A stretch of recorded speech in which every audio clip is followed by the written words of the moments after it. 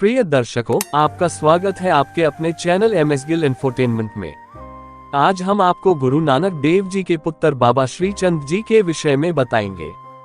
बाबा श्रीचंद जी का जन्म 15वीं शताब्दी के अंतिम दशक के मध्य में हुआ था। गुरु नानक के बाद जहां सिखों के दूसरे गुरु अंगद देव जी ने सिख धर्म का प्रचार प्रसार किया, वहीं बाबा श्रीचंद ने उदासी संप्रदाय का प्रचार प्रसार किया। चौथे गुरु अमरदास का स्पष्ट कहना था कि सिख धर्म और उदासी संप्रदाय अलग अलग है। इसलिए सिख धर्म भी उदासी और गृहस्थ इन दो भागों में बंट गया था। गृहस्थों में भी अमृतधारी और सहजधारी गुट थे। सिखों में निर्मल और अकाली ये दो भाग थे। जहां निर्मल वाले ने ज्ञान विज्ञान व धर्म के प्रसार का जिम्मा संभाला, अकालियों ने इस्लामी क्रूरता के विरुद्ध शस्त्र उठाए। सिख साम्राज्य की स्थापना करने वाले महाराजा रणजीत सिंह की सेना में भी अकाली अच्छी खासी संख्या में थे। निर्मल समुदाय को ब्राह्मणों की तरह ही ज्ञानी माना गया। अहिंसा प्रिय और निरापद सिखों को भी संघर्ष के लिए इस्लामी आक्रांताओं के सामने हथियार उठाने पड़े थे। यहाँ हम बात कर रहे हैं बाबा श्रीचंद की। जहाँ गुरु नानक अपने भक्तों में ज्ञान भरने में लगे हुए थे, उनके बेटे सांसारिक कार्यों से दूर हमेशा ब्रह्मचेतना में ही लीन रहते थे। जवाहरलाल नेहरू की केंद्रीय कैबिनेट में कृषि मंत्री रहे कन्हैयालाल मानिकलाल मुंशी लिखते हैं कि महाराणा प्रताप अकबर से लड़ते लड़ते जब परेशान और निराश हो गए थे, तब बाबा श्रीचंद ने उनका उत्साहवर्धन किया था। प्राचीन काल से ही भारत में ऋषि मुनि राजाओं को सही मार्ग दिखाते रहे हैं।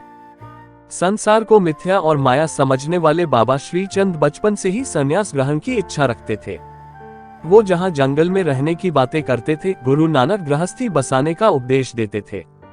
वो संसार के त्याग की बात करते थे। उनके पिता संसार में रहकर ज्ञान अर्जन पर बल देते थे। बाबा श्रीचंद जी की मां का नाम सुलखनी देवी था। कहते हैं, अपनी बहन नानकी बीबी के कहने पर गुरु नानक ने परिवार को आगे बढ़ाने का फैसला लिया था। सिख समुदाय में आगे भी कई बड़े संत उदासी मत के समर्थक हुए। सिखों के छठे गुरु हरगोविंद के बेटे बाबा गुरदित्ता ने उदासी मत अपनाया। इसी तरह सातवें गुरु हर राय के बेटे राम राय ने उदासी मत को आगे बढ़ाया। सिखों में मान्यता है कि बाबा श्रीचंद जी का जीवन काफी लंबा था और अपने 135 वर्ष के आयु काल में उन्होंने 5 सिख गुरुओं से अच्छे रिश्ते निभाए।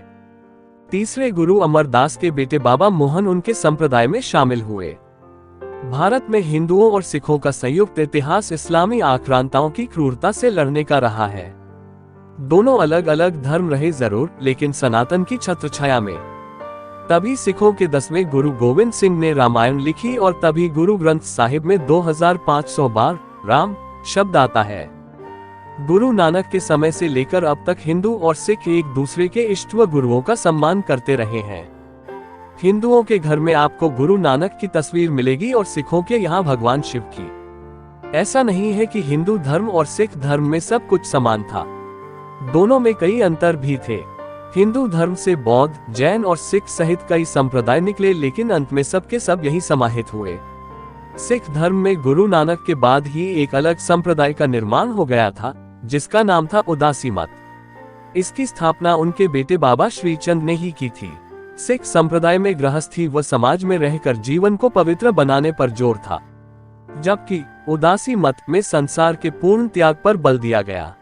अपना कीमती समय निकाल के ऐतिहासिक घटना सुनने के लिए आप सभी का धन्यवाद दोस्तों।